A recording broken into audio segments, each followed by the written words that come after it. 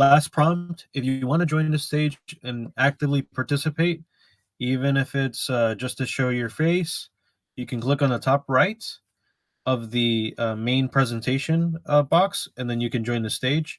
Otherwise, we're going to get started with the presentation, and after which I would invite you once again to join us in a live discussion. But Andrea, the floor is yours. So thank you for having me, and thank you for joining for this section. My name is Andrea Gioia. I am a partner CTO in Quantica, that is a company firm based in Italy, specialized in data, metadata management, and artificial intelligence. And I'm also a co-founder of Data, that is a data governance tool, but more than a data governance tool, is a governance tool that aim to govern the full information architecture, so data, technical metadata, knowledge, ontology, till arriving to the intelligent part and artificial and AI agent. I'm also the author of a book about managing data as a product that has been published by Packet and released last November. And you can find me on mostly on LinkedIn, where I publish content about this topic, data product, data management, knowledge management.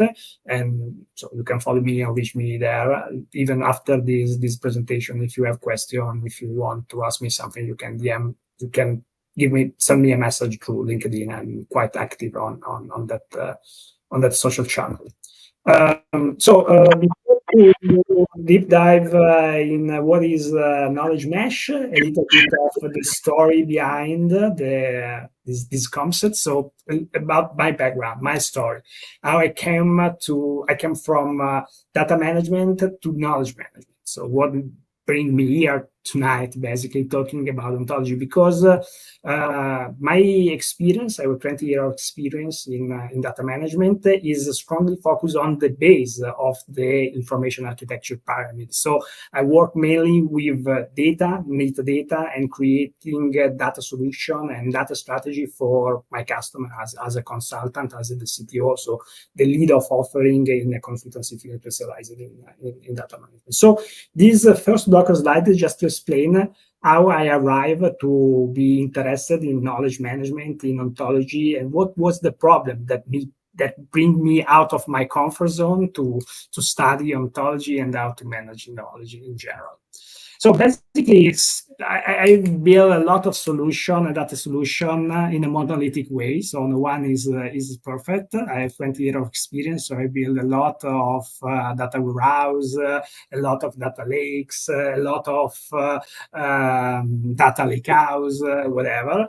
And I see also today a lot of my customers having and struggling with this kind of monolithic solution. So 10 years ago, I started to push more and more to rethink the way we design our solution, moving more from a monolithic solution that basically tend to collapse under the weight of the complexity they own generate while growing, to some more modular solution. No? So there was not yet the concept of data product, but I was really inspired by the microservice movement in the software development. So we have the cloud, we have infrastructure in which provisioning of resources is very, very fast and very simple. Technology is not so much complex anymore, even for the data management. We are not at the beginning of the big data era in which you have to configure a Hadoop cluster on premises. Was a very complex things to do. Now technology is very simple. You can spin up computation and storage in separated ways, scale in separated way. So why we do not try to do the same thing that the microservice do in the application software world to the data world? And I start to study this solution that was heavily modularized within the data world and the data plane as well. Then in 2019, Zach Degani came out with this post, and I was very happy to read it, because basically it put into right a lot of idea that we are working on with our customer, and also popularize this concept, and in particular the concept of modularization of the data architecture and distribution of ownership, pushing the ownership on the data, so on each data modules, toward the business domains that produce or use that data. So it was very aligned with our way of thinking, and the blog post was wonderfully written. So I enjoyed it a lot, and I was not the only one. So there was a big momentum, a big interest within the industry about this concept of data management, and a lot of our customers start to ask to know more information about that, more details. And of course, because we already did this approach in some way, it was more simple for us to solve this approach to our customer. In a very nutshell, data mesh is based on four main principles. It's an operating model to create a practice of data management, a modern practice of data management that can operate at scale. And it is based on four principles. The most important one principle is domain-oriented ownership. So the idea that the problem with data management is that it is centralized. In order to make data management scalable, it's important to decentralize the ownership on data toward the business domain. The second principle is that the data managed by the business domain in a decentralized way must be managed as a product. So with a clear interface, with clear contract, with like microservice, but in reality are data products that expose data, so popularize even more the concept of managing data as a product. Then the third pillar is that if we want to scale this thing, we need to have a platform that is domain agnostic, that provides self-service functionality to simplify the implementation of different data products, because the domain have not hardcore data engineer. So the domain develop data product, but focusing on the business logic, and all the technical aspects should be simplified by a centralized platform. And last but not least, the third principle should be in place a federated governance committee, that we say, that include the member of all the domains that produce and manage data, in order to define the rule of the game. So how we define our data product, how we make our data product interoperable, what are the characteristics in terms of security, whatever, of the data product. So define the rule of the game that all the different players in all the different domains must comply to, in order to create an ecosystem that is not a composition of silos, but is a library of product that can be composed. So this is the data mesh. But what is exactly a data product? Just to be sure that we are all on the same page. The data product, there are a lot of definitions of data product, but my personal definition is that fact that the data product is 100% and first and foremost a software application. Is a software application in which the data is not there to support the functionality, is not a byproduct of the application, but the functionality are there to support the data managed, to make it more usable. So it's the other way around. It's not the functionality that shape the data, but it's the data managed by the product that shape the functionality. We can have basically, according to this high-level definition, two kinds of data product. Of course, we have data product like report, dashboard, artificial intelligence model, application, whatever, that use the data and to implement a specific use case. So a dashboard can be managed as a product, but at the end of the day, produce a visualization over the data, do not share the data itself, and so cannot be reused to implement other use cases downstream, just implement a specific use case. Then there are another category of data product that I call the pure data product, that instead are not related to one specific use case, but they distribute the data that they manage. They manage one data asset that is important and relevant for the organization, and make this data asset available and easy to use in different use cases. So they just share the data. The data is the product itself, not a representation, a transformation, or a function built on top of the data. And in my book, I'm concentrated specifically on this kind of data product, because are the basic building block that constitute the library that each company can use by reconfiguring them in different modalities to support in a very fast way the implementation of multiple use cases. So are the foundation of the modern data solution that is not anymore a big monolith, but is a composition of this pure data product. And on top of this pure data product, I can create analytical application, but also operational application, whatever. A data product is an encapsulation. It's not only the data, as I say, it's a software. It's like a microservice. A microservice is not only the API of the functionality it exposes, but it's also the database, the code, and all the components that make the microservice work. And this is the same for a data product. So it's the data, but it's also the metadata, so all the description of the data exposed, the code, the application that acquire, transform, and share the data, and the resources, the infrastructural resources that make possible to run the application or to store the data. And of course, all around there are the interfaces used by the data product to expose the data, but in general to expose all the functionality that you want to expose to its potential consumer. So it's really an autonomous application that encapsulates all the parts that are needed for the product itself to be run in a production environment. In terms of characteristic, a data product should have four main characteristics that are all a pure data product. There should have four main characteristics that are all focused on make the data valuable. Data is a very particular kind of asset because data have basically no value in exchange, or in a very few situations you have value in exchange. There is not a stock exchange of data that price your data and you can sell on the market your data whenever you want.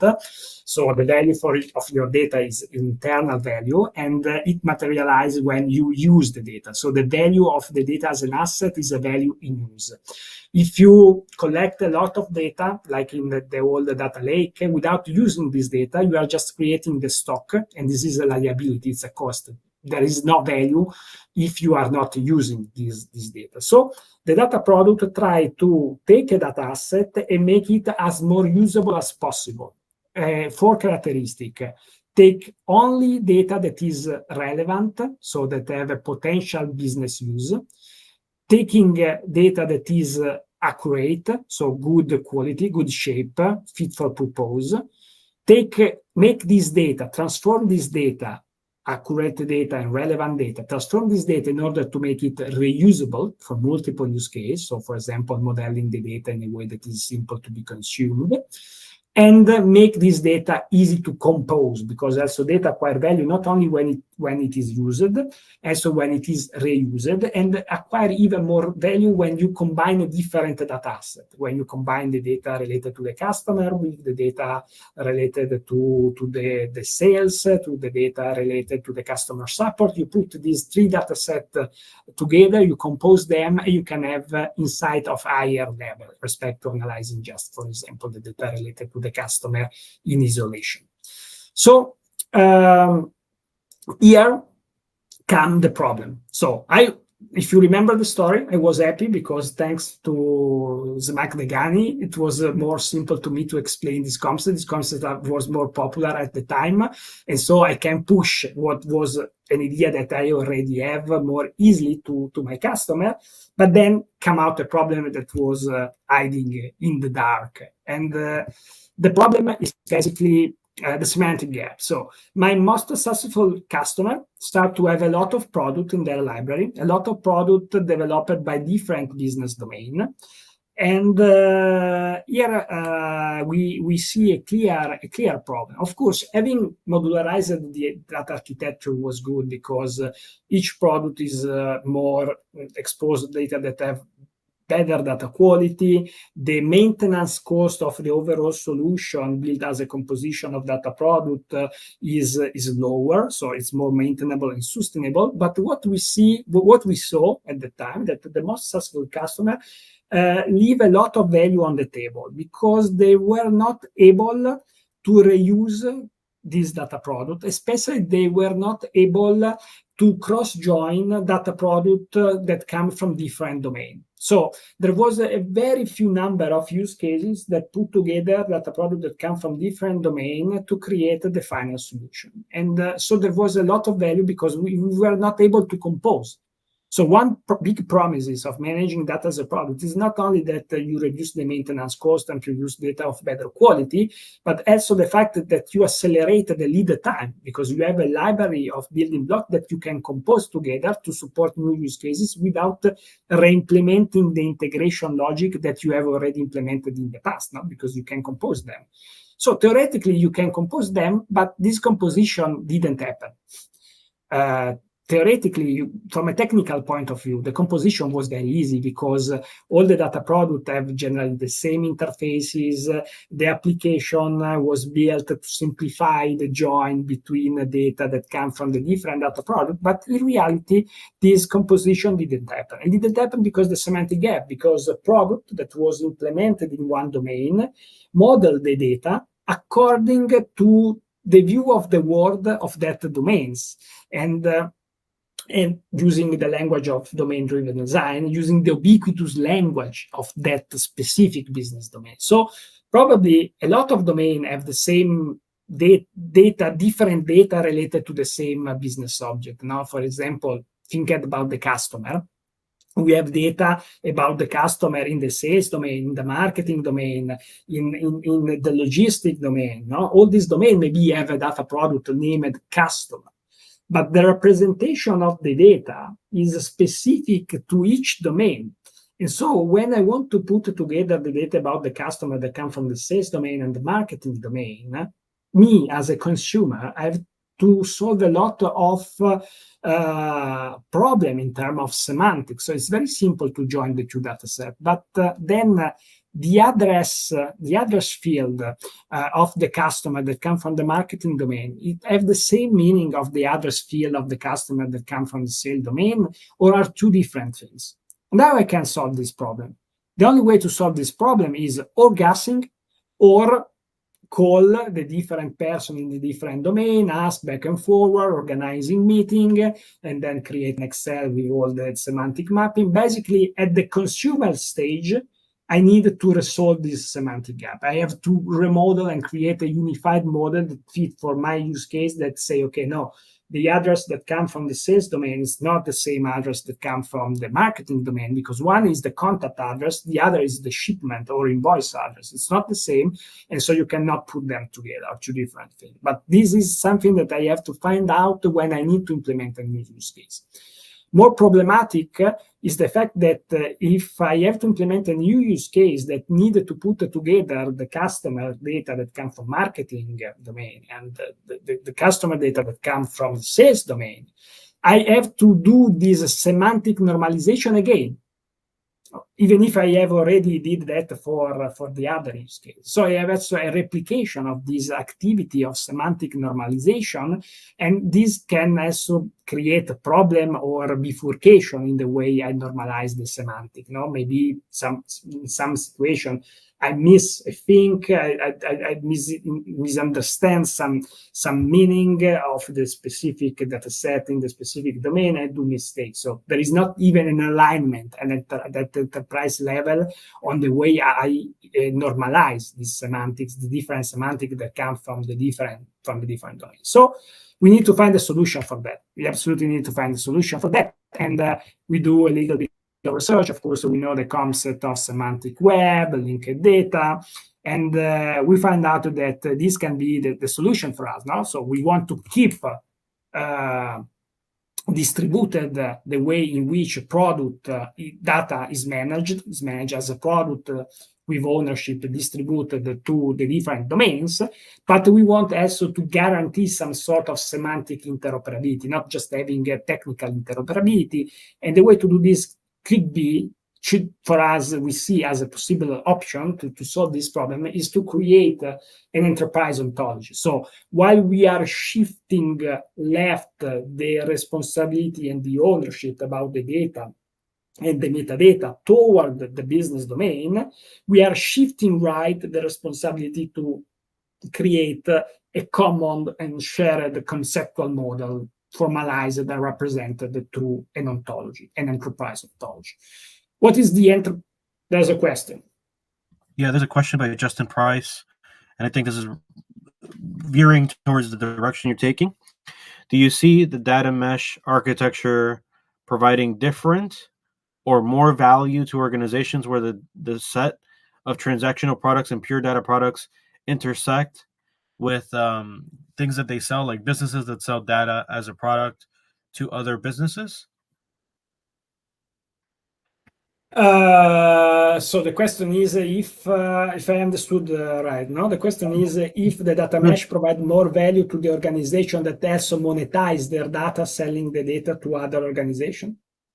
I think if I can rephrase this, I understand it to. Okay, he said yes. Does the knowledge mesh enable marketplace, a data marketplace driven business? Okay. Yes. Yeah. Okay. It's a little bit different from what I have understood before. The answer is absolutely yes. Of course, is a second concern for us. No, for us, the thing that was important at the time was to make it composable, so not leaving value on the table. We have created this beautiful product, and we want to reuse this product, also composing them across different domains. But of course, as soon as you have defined a central ontology that is shared by all the domain and you connect your data product to this shared ontology, of course, in your marketplace, so the tool that you use to make a product discoverable, okay, you can do semantic search on the ontology level. And then when you have find the concept that you are interested in, you can drill down to find out what are the products that are connected to that specific concept and expose the data related to that specific context you are interested in. So yes, empower a lot of the marketplace, because usually the marketplace was based on a business glossary that is just a flat collection of terms using to tag the different product and do information retrieval. So giving a string, find a string that is more similar, no, and then give me back all the product that have some sort of match at the level of string. Instead, having an ontology, or more in general, having a knowledge graph that is an ontology connected to the factual data, to the instances of this concept in the different exposed by the different data product, you can use the ontology to search for data. So do a semantic search in the conceptual model, and only then drill down to the data product and do the search into the data.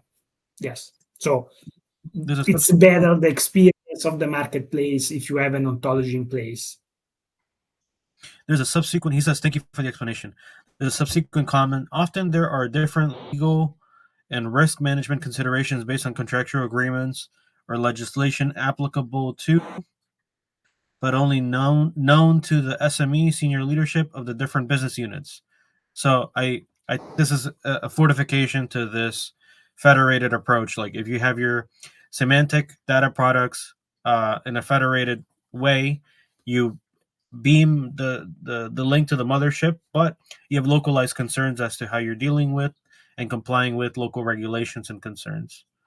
Absolutely. Cool. When you have an ontology, a lot of nice things can come together, no? Because of course, within the ontology, you can do semantic search, you can do reasoning on top of the ontology, you can use the ontology that is a way of representing meaning in a machine readable way. You can expose the ontology to do in graph RAG with artificial intelligence agents. So a lot of key things come with the ontology, but our initial interest in the ontology was composability of the data product. But of course, it's wonderful to do a lot of things, especially now with generative artificial intelligence, now, because this stuff is machine readable.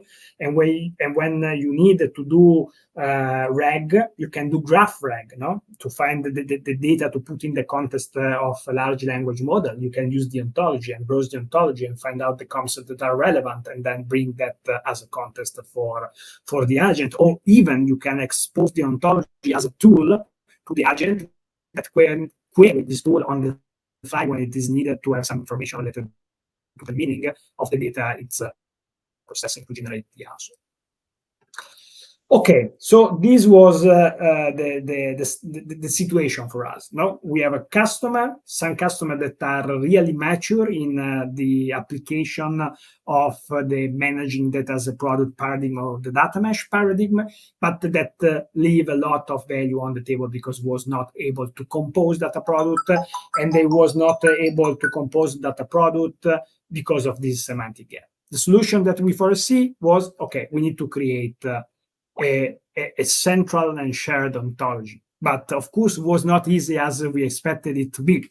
So let's see what we try to do and in which way we fail before to arrive to this concept of knowledge mesh. No? So basically, the first idea that we have explored was based on the reality that was already present into some of our customers. No?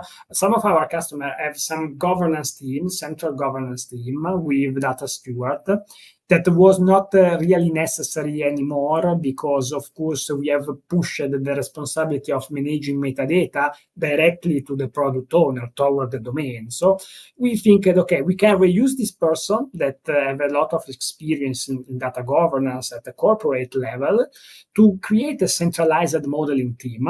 And then we can use this modeling team to create the ontology, not create the whole ontology for all the company, but starting from the use case at end, in which it seems that could be useful to compose product across domain, they can start to create that part of the enterprise ontology, and then looking for the different data product and create the mapping between the data exposed by the existing data product and the ontology that they have designed to support the use case.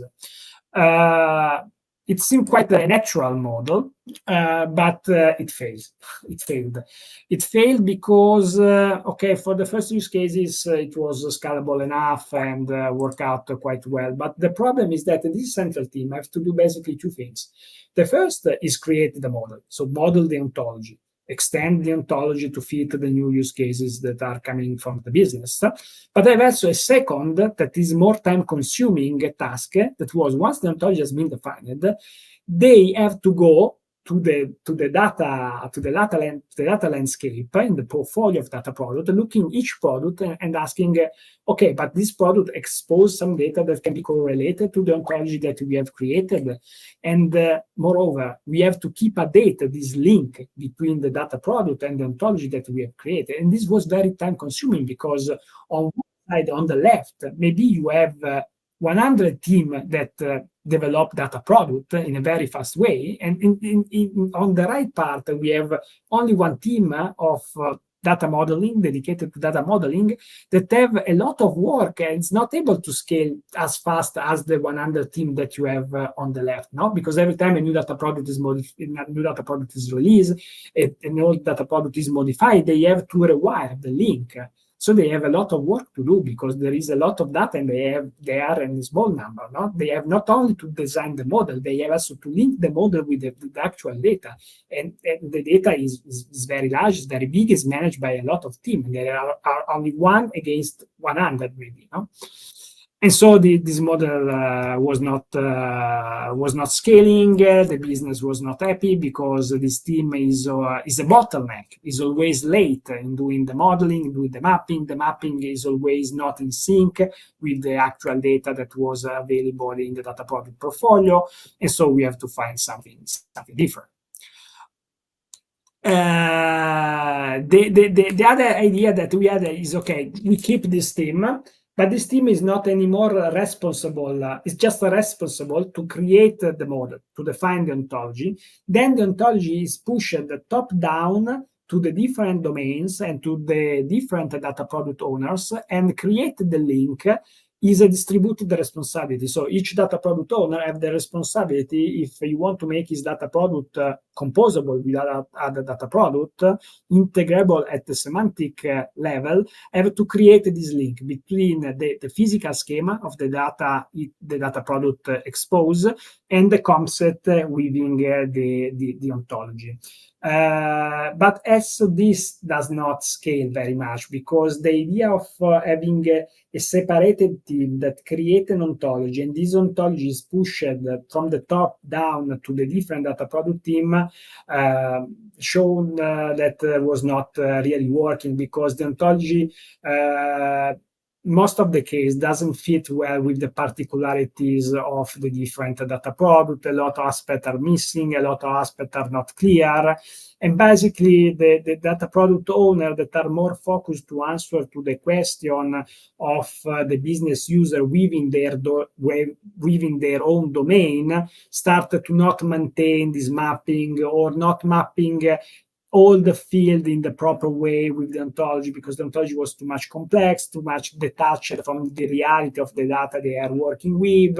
And so here in that case, we have data that is not synced with the ontology. The ontology is not mapping really well all the data states, and results that at the end of the day, the business user on the right was exactly unhappy as in the scenario that we have seen before.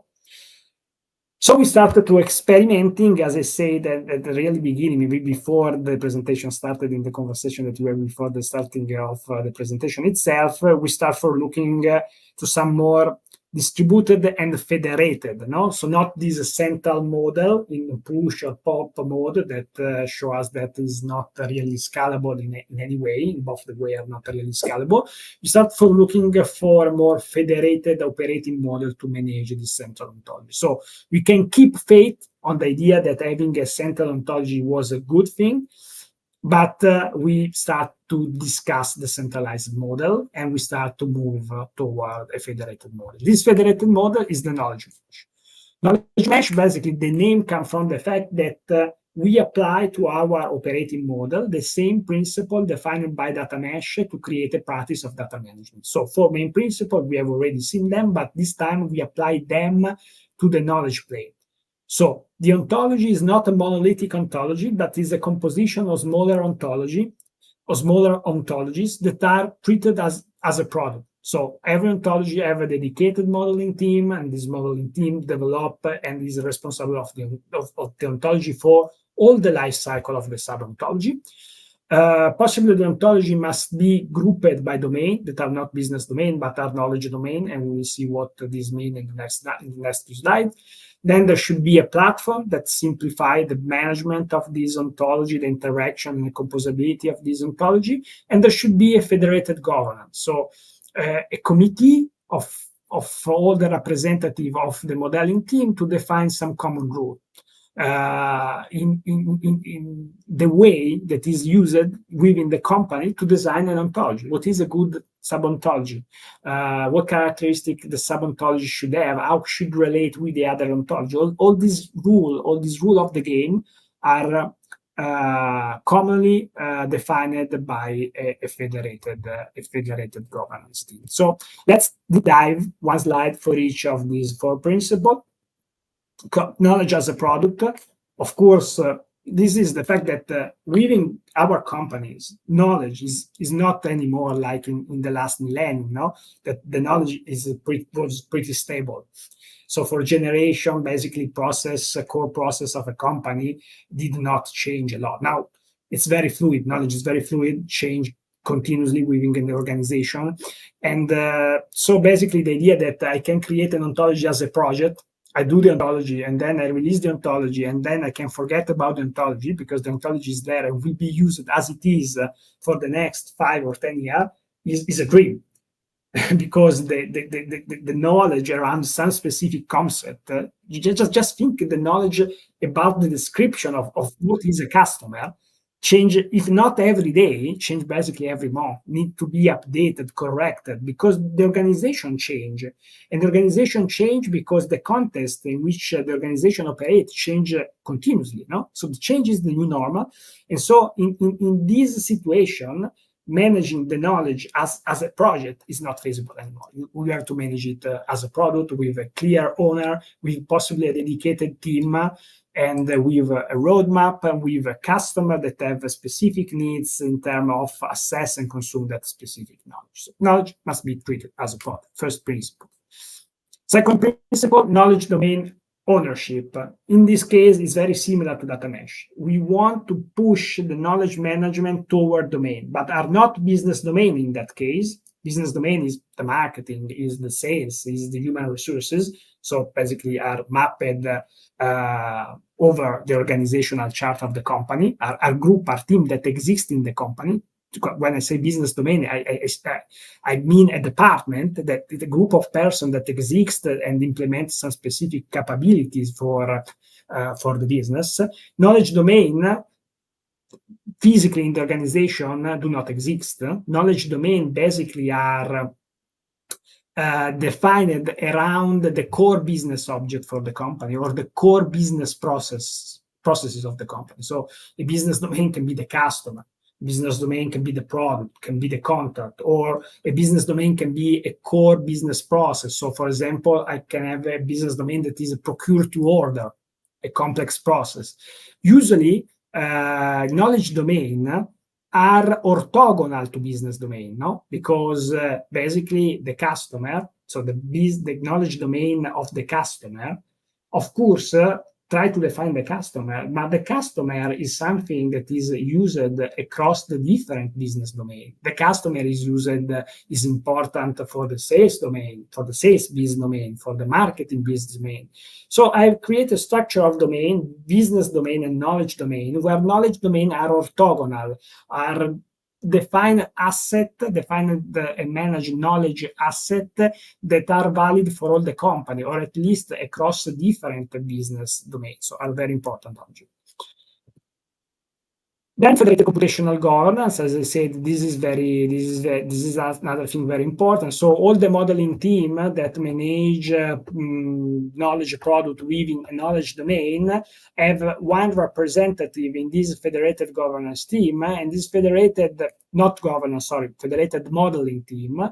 And this federated modeling team define the rule of the game. So we need to use an upper ontology. What kind of upper ontology? We need to use a specific way of design, a pattern of interaction between objects. We need to have a naming convention to define predicates, whatever. All the rules that define how each sub-ontology should or must be designed in order to make all these sub-ontology not just linkable together in an enterprise ontology, but work well together in an integrated enterprise ontology.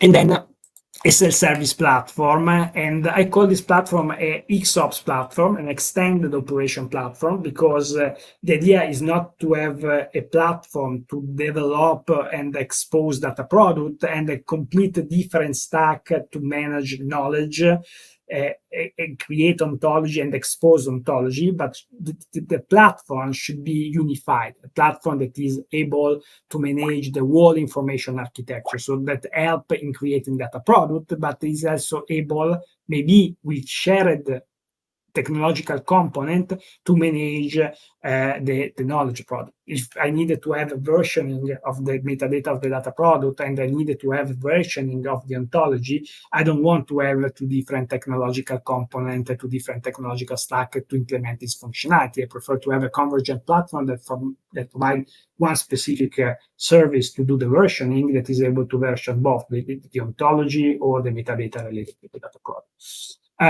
This self-service platform is, of course, providing services, different set of services that are grouped in plane. Some are more related, the utility and the control plane are more related to the development of the knowledge product. The experience plane is more related to the sharing of the different ontology, the access to the ontology, the search within the ontology, could be a part of the marketplace, to return to the question that we talked about before.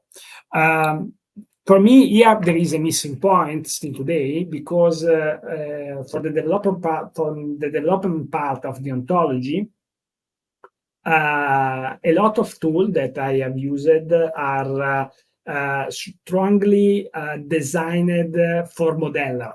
So our tool that the key user is the modeler that work in an office, isolated, and do the model. No, here what we are looking for, and maybe some tools are moving in that direction but are not already there, is to have a tool that allow the prototypization of the ontology, the co-creation of the ontology in a heterogeneous group of people that contain business expert, that contain modeler, that work together. No, to make it simple, like something like Miro, but for creating the ontology. Then the ontologist, the modeler in the back office can improve and the model with all the things that should be in place. But modeling, conceptual modeling, for what we have seen so far, is for it's more than everything, is to put at the same table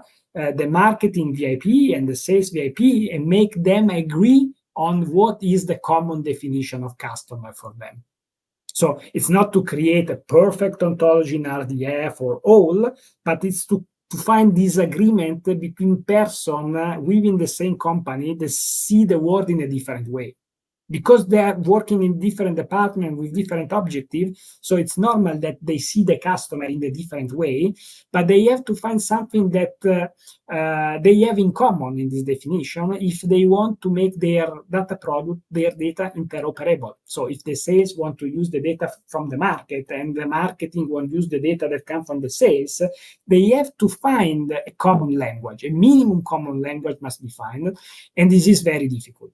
This is very difficult because if you go tomorrow in the marketing department of a big company, so not putting the VP of marketing and VP of sales, but just in the marketing department, and you ask a 3 person in the marketing, what is the customer for us? Writing down on a paper and then read it loud, probably you come out with 3 different definitions, and they are working every day in the same domain. So let's imagine what happened when you put the VP of sale with the VP of marketing. It's a strong conversation to find an agreement, but it's needed because if you want to talk together, if the marketing want to talk with the sales, they need to find a common vocabulary. This does not mean that they have not to talk their language within their domain. The ubiquitous language of the domain remain. The particularities of the domain, the sub-domain ontology remain there. They can put all the knowledge that they want that is specific only to their domain. This is okay.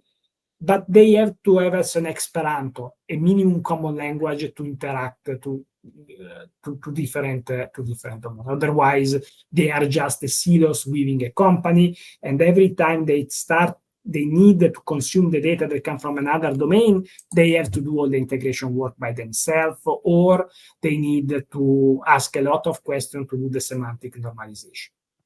Yes. So there's 2 interesting questions coming up.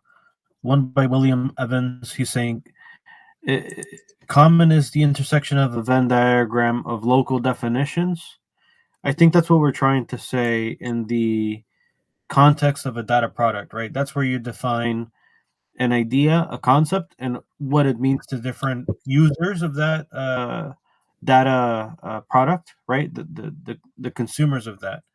You could have customer, and that applies to marketing, sales, fulfillment, customer service, and then you define it in the local context of the individual, but you have the shared definition in that product itself, right? Yeah, of course, a data product lives within a domain and expose data that is modeled according to the way of thinking of that specific domain. So, as I said before, probably you will have multiple data product named customer, no? Because there is the data product that expose the customer data from marketing domain and from sales domain. And this data physically have a lot of information inside that is specific only to the marketing department, and on the other side, that is specific only to the sales department. No? So the invoice, information related to where to send the invoice to the customer, it's not something that is interesting for the marketing domain. Okay, but instead the preferred contacting channel is something that is interesting from marketing domain perspective, but not from the sales perspective. So the important thing is that the two part, they need to agree that the customer, in the end of the day, for our company, cannot be another company. It's just we are a B2C, so a customer is a person, a customer have a name, a customer have address that is the place in which he live.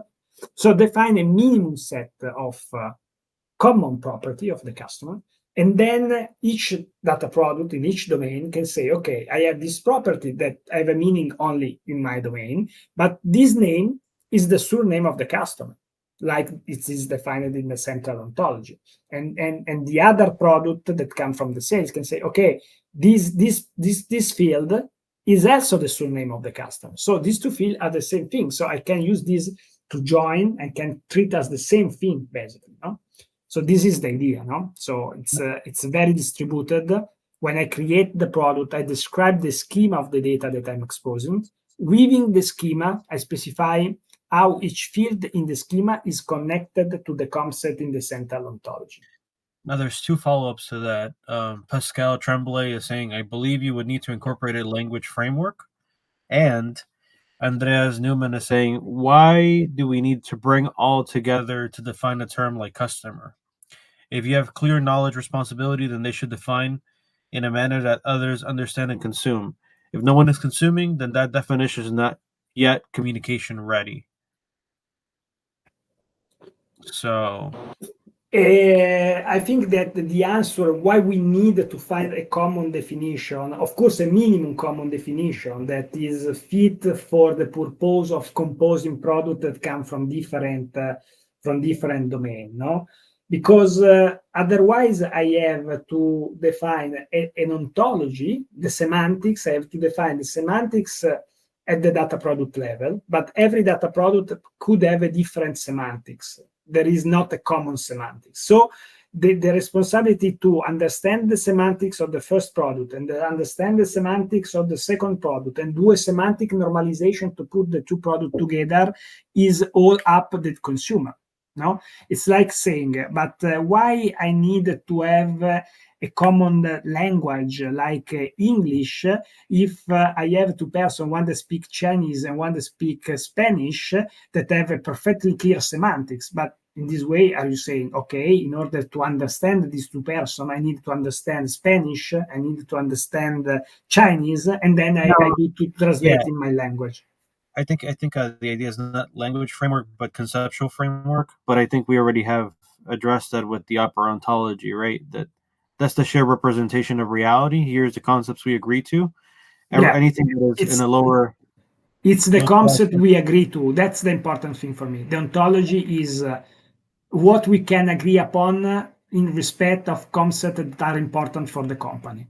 So what is something that everybody in the company can agree about the customer? And this is the common language that we can use to communicate between different departments without do a lot of work of translation, no? Because everybody know English, so we can speak in English without having all the possible combination of translator for each language that is spoken by the follower of this webinar. Excellent, thank you. Okay, this is basically the process that is a value-driven process that we propose. So it's a lean and iterative process. The idea is to start always from the business case. So to start from the use cases, so what the business really need. When I find out what is the most important business case, I start to implement them. On the data plane side, I start to ask myself, what are the data products that I need to implement to support this business case? And maybe I already have implemented some data product that can support this business case through reconfiguration. So I start to work on the data product level. On the conceptual plane, on the knowledge plane, the modeling team start to ask, okay, we already have an enterprise ontology. In order to support this use case, maybe we need to put together data that come from different domains. We need to extend the ontology. We need to provide more semantics to the ontology. We miss some specific concept that is important to model in order to make the new product that are developed for this new business case to be interoperable. And so they start to extend the ontology ontology, adding the new concept or extending the already existing one concept. At the end of these two parallel streams, because the ontology and the data products are completely separate ownership and separate life cycle, but are synchronized, no? Because they are driven both by the same use cases. So I develop some concept on the knowledge plane, I develop some data product on the product plane, and then I link the data product that I have developed with the concept that I have designed, extending the ontology. And so in this way, my knowledge graph, that is of course a virtual knowledge graph, it's extended project by project. It's extended business case by business case. So I have not to create in a vacuum. But every time I create a concept because there is a use case that need to have the concept in place in order to create interoperability between different data set and different data products. At the same time, I create a data product because supports a specific use case. And these two streams on the data plane and the knowledge plane are aligned and sync, driven by the business case. As I said before, I'm basically closing with some technical aspect related to the implementation. The link, so the responsibility to link the data exposed by a data product to the central ontology is totally upon not the modeling team, but the data product team. And this is performed by creating a link in the schema that describes the data exposed. So you have a schema, the schema can be a JSON schema, YAML schema, whatever format you want to use to define schema of your data.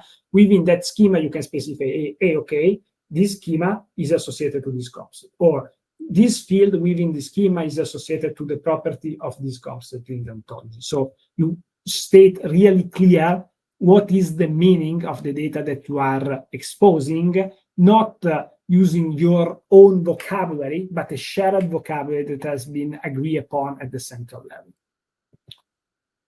Okay, I give you the slide at the end. This is an example of possible semantic linking. You have a JSON schema on the left that define a data set that contain movies, and I have this semantic linking that link to the schema.org ontology. So say, okay, this schema is a movie as defined in the schema.org ontology. This field is I don't know, this field is the director name as defined in the schema.org ontology. So it's quite simple to define this link from the physical schema to the conceptual schema, to the conceptual. I said before, we are talking about constructing in this way a virtual knowledge graph, because the factual data is not moved within the graph, within the ontology. In the ontology, there are not instances of the customer. There is the concept of the customer, and then there is a pointer from the data product that contain the instances of the customer to the concept. So the data remain in the storage system where they have been created or integrated, and not need to move the data within the ontology. So there is this separation.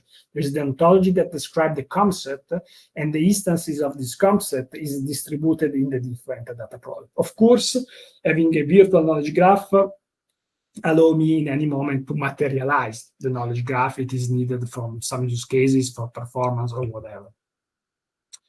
And okay, it's the question that I have answered at the beginning. Of course, the virtual knowledge graph built in this way, using this approach, can then be used as a semantic layer in order to search for data, no? And is a semantic layer that can be used by human within the marketplace doing semantic search, but can be also used by intelligent agent to perform graph RAG type of heuristic to improve the capability to answer question within a specific domain, reducing the hallucination. And that's it, and that's all. It was the last one. So sorry, we have only 5 minutes for question, but I can remain even after the hour. So feel free to do me questions if you want. Sorry if I take too much time. I try to speak quickly, but there was maybe too much slide. No, that was a great presentation. I'm going to remove the presentation itself. And yep. If you would like to come up on stage to have an open dialogue, Andrea doesn't bite. And even if he does, he can't bite you through the screen. come on and ask your questions, just click on the join stage button on the top right. And just a quick piece of feedback. Andrea Samuel SQ is saying, great session, got a lot of value out of the presentation. Yeah, it talked about enough this semantic operations, right? SemOps. That's what our president calls it, Mark Wallace.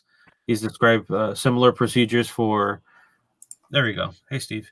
He's described similar procedures for developing ontologies in practice. Yeah. Steve, you have any burning questions? Anything? No burning questions. You guys covered a lot. My brain's on overload, so it was very revealing, and I think there's just a lot of components in all of this. And as you said, there's a lot of experimentation that is probably necessary for basically any organization, because their ecosystem is going to be slightly different than others. So it's really a point in time where you have to be adaptable. But I think that you reinforce the fact that a disciplined approach to this is really necessary. So thank you for coming here. The one thing I did want to announce is that we have a in-person forum coming up in June at Fort Collins called the DCA Forum. I think it'll be our 8th annual. And the reason I wanted to bring that up is because, thought leaders like Andrea and others will be joining us for some really engaging discussion around a lot of these new developments around scalability, how you're able to put the strings together. So I put it into the chat. So we hope that you could join us for that.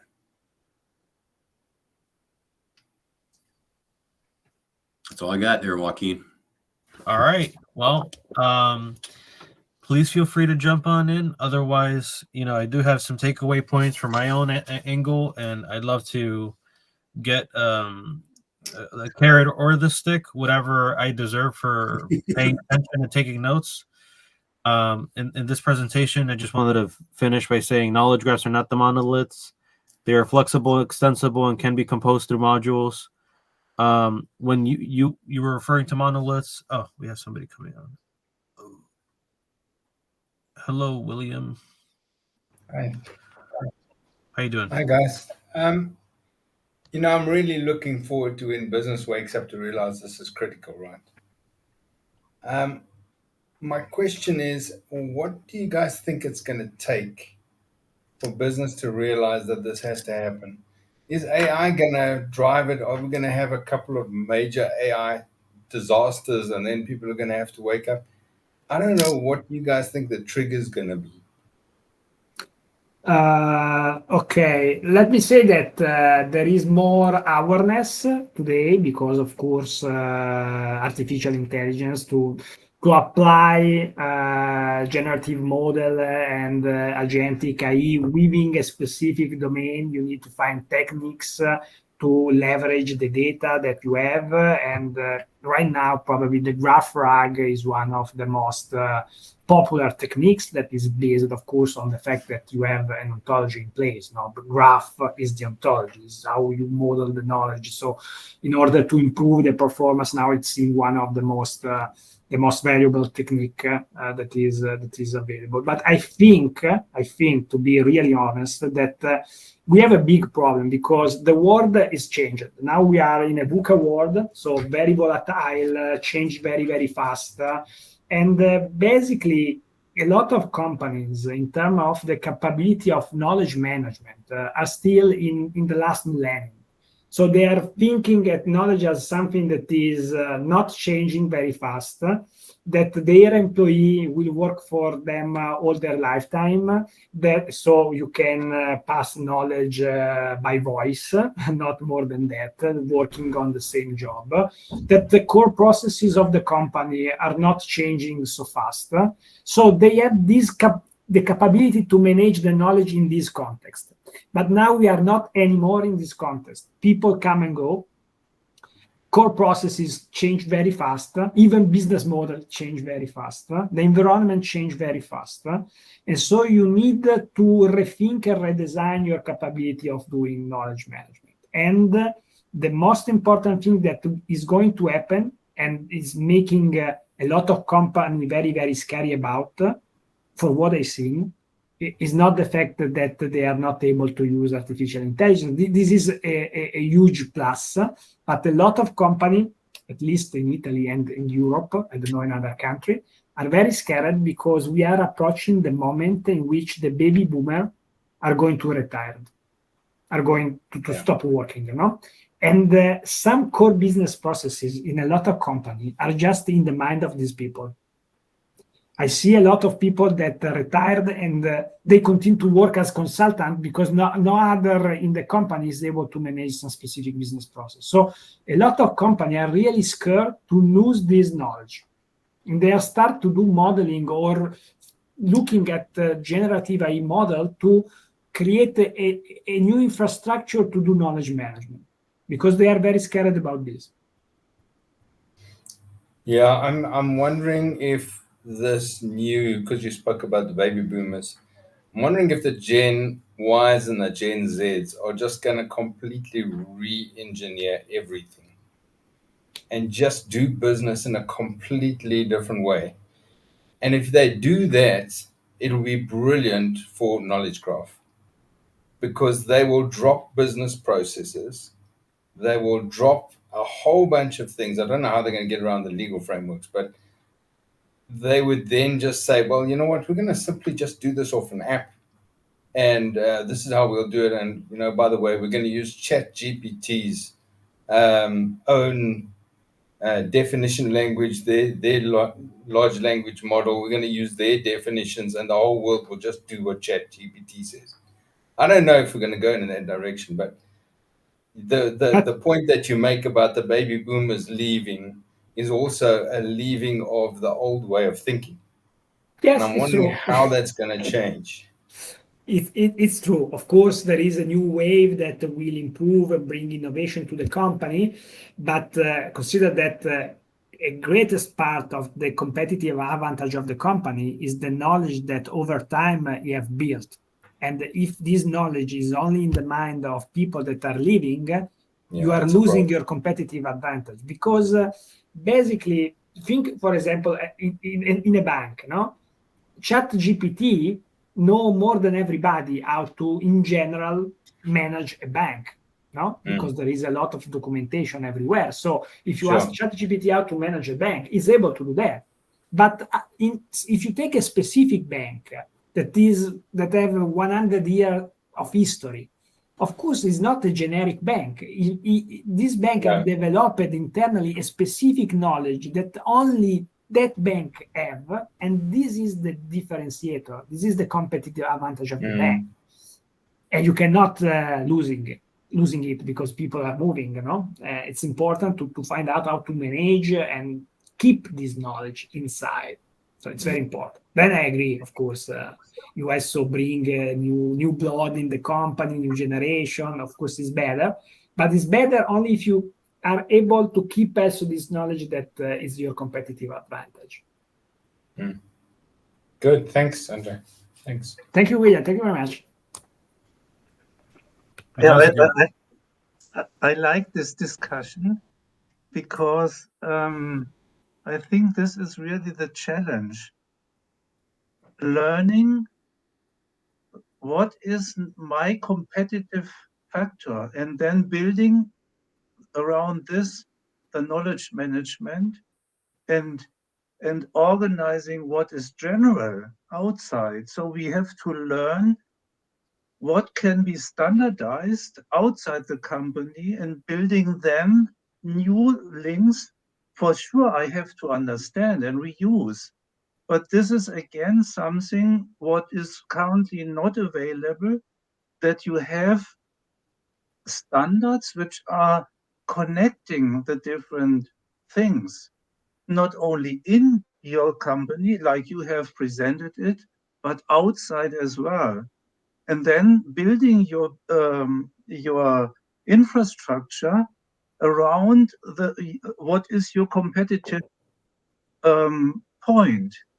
And then maybe in the future something is becoming general as well, then you have to move it outside. So there is a complete new way of thinking and building infrastructure, which we don't have yet.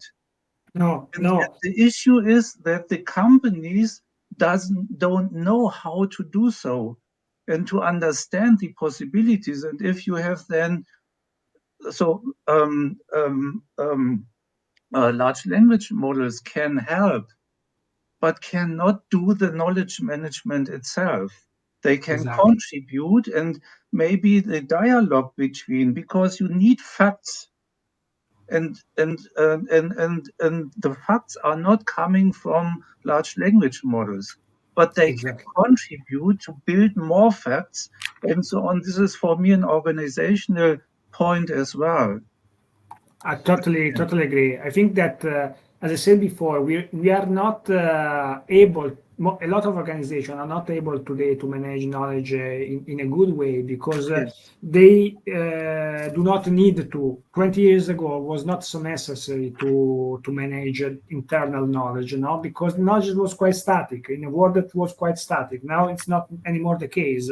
Right. And the knowledge that today is your competitive advantage, the money can be a commodity. So you not only need to manage the knowledge, saying that you have to formalize it, but you must be also able to produce new knowledge, share knowledge. So all the cycle of the knowledge should be very quick and very good, in very good shape. In fact, the modern theory of competitive advantage say that the theory of the firm is based on the knowledge. So the firm is an entity that creates knowledge, and the competitive advantage is the capability of creating in a fast way this knowledge and share in the fast way the knowledge that make the organization competitive. Because think about in this way: if the knowledge on which your company is based on is a knowledge that a large language model already know, okay, basically the capitalization of your company is not much more than the cost of the token that you pay to the large language model to generate the answer, because it's common knowledge. Everybody have that knowledge and can run the company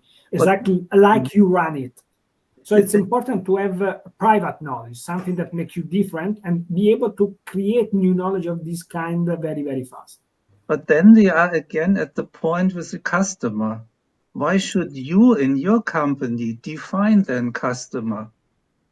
Everybody needs it. It should be worldwide defined once, and then you can say, okay, I'm using it in my special environment. And this is for me the point where I don't really agree what you said, that you should bring all together. No, there are experts who know exactly how to define customer. They should do their work. And if they have not done it well, then they had not then it is not a real data product. Because if others don't understand your data product and your definitions and so on, then nobody will buy it at the end. So it has for me a lot to do with responsibility. So for me, the ontology and what the ontology is at the end for, maybe for 1, 2, 3, 4 data products, that doesn't matter. But the knowledge about it and the common understanding should be shared as well as ontology and once. And this is a completely new thinking. If you are in the silo organization, all data is mine, although it is not the case.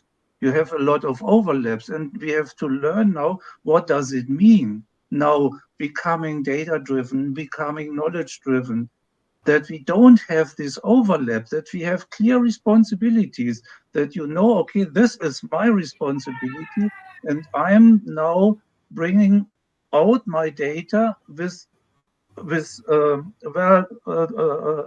good definitions, proper semantics, and so on, and then others can use it, and then I have a communication. So we have the semantic gap. What you said is a communication gap at the end. Andreas, I agree with you, but I would give an example of IFRS, right? Well, I'm going to get this wrong, but the International Financial What is it? You guys know what it is. It's the standard, right? For finance that's used. There's a good set of definitions and terms. I think what they might not have done is a full ontology of everything in the background, which would be, I don't know, I'm getting something. Can you guys still hear me? Yep. Okay. Yeah, sorry about the survey. On my screen. Up. Yeah. Okay. And if we had something like that, instead of just, I mean, we know finance is a very well-defined domain, right? If we had something like that well-defined for all the other domains, that would be something you could draw on, and you can say, well, we're going to standardize on this, and this is how we need to actually centralize and then get together, etc. One of the things that's in the back of my mind is this: baby boomers, Gen X, grew up with Lego, right? And actually earlier than that, Lego was blocks. Everybody knew Lego as blocks, right? Our neural pathways were built according to construction and that sort of thing. Then Lego did something just completely off the wall, and they created something called Bionicles. I don't know if you guys have ever come across Bionicles. Bionicle is an upgrade. It actually means you can build robots. You can build all sorts of elbow joints and knee joints, and you can create all sorts of things. But it means that generation that grew up with Bionicles has a different set of neural pathways. And I'm wondering how that's going to play into this. I do believe it's a fundamental shift from traditional data modeling to semantic modeling. I think that this new generation will take to semantic modeling like a duck to water. I don't think we're giving them the opportunity to do so. I think we're scaring them off to make them think it's a little bit too difficult, it's too big. You can only do it if you've got these guys who have been around for a long time. And I think we're missing an opportunity there. Yeah, but I think that at the end of the day, the exercise to produce this enterprise ontology, of course, you can have external standard ontology. That's good to create interoperability between different companies, but then you want to specialize this because you have something special, no? So you are not a financial institution like all the other financial institutions. Probably you have some specific differentiation that make you different and able to compete. So you want then extend the general definition that guarantee you interoperability with other company with your specific definition of what is a customer and account, because it's something that is really specific on the way you are doing the business in the financial market. And I think that to define this ontology internally, it's basically about find an agreement on a common language to speak between a person that work in a different domain of the company, to make them work together. This is very important, and you can have whatever you want. You can have large language model that help in create this model. You can have new generation that have new way of thinking. But in the end, there are two persons or more than two persons that have to find an agreement of what is for us a customer. What is the common definition of the customer? Because otherwise, for example, think how we can build a CRM, okay? How we can build a software that manage the customer if we are not agreeing on what is a customer. Basically, we are talking, but we are meaning different things. And so the final system would be something that is not fitting for the requirement. No, there are a lot of misunderstanding. This is, if you think, the incapability of company of manage and sharing knowledge. One of the biggest sign that you see that there is not a shared knowledge into a company is the fact that now, today, to coordinate our work between other person or in other department, we have to organize 1 million meeting.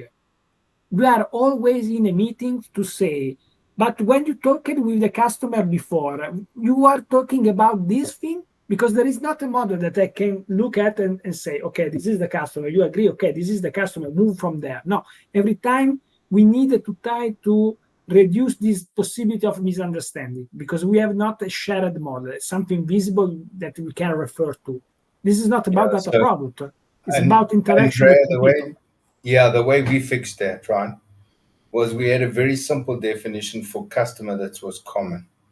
But then, for example, the sales customer, to them, there's certain fields that are really important to the sales team. But then to the marketing team, they have certain fields that are really important to them. And their systems need to work with that data. That data needs to exist. It's mandatory in their spaces, right? Yeah. So what we did is we created something called a marketing customer and a sales customer. Yeah. And SAP does it. They have a billing customer and a ship to and a bill to, etc. They're separate creatures. And I think the problem is that we are trying to speak too simply. As different creatures, but that have a common father, common exactly. concept. And then if anybody wants to change the common, everybody's got to get together and agree. Exactly. That's the model, because you have the domain ontology, that is the common concept of the customer, and then you have the subdomain ontology. So you have the customer for the marketing, the customer for the sales, that extend the concept, but extend the concept. Do not create a separated concept. So no, absolutely. Marketing customer and sales customer are all derivation of the customer. And there's metadata to indicate what belongs with what. Exactly. There is a question, Joaquin. I see your hands up. Yeah, just that I want to interrupt the dialogue. Yeah, the standards might be mature, but the change management process and skills are still in their infancy. How do you impose a standard? How do you impose a worldview when people like to shake hands with localized environments? It's very difficult to find a way to find alignment with abstract ideas like these. But I think at the very least, this is a step in the right direction, and finding a common, concrete way to look at data products is like a virtual Lego block, or a Lego built castle or something like that.